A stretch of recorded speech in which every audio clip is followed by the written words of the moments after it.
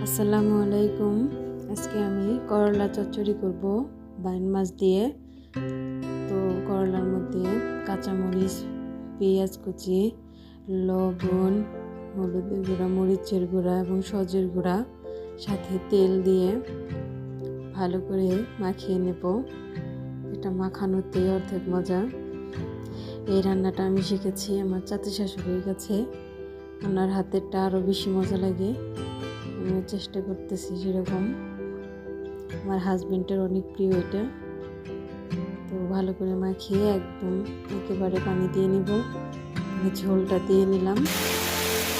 ঝোল দিয়ে একদম শুকিয়ে যাবে যখন, তখন এভাবে একটু চচ্চড়ি করে ভেজে নামিয়ে নিলেই এটা কিন্তু খেতে সেই স্বাদ, খুবই মজা। তো আপনারা এইভাবে একদিন করে খাবেন আর কমেন্টে জানাবেন কেমন লাগলো আমার রান্নাটা। আল্লাহ হাফেজ, ভালো থাকবেন।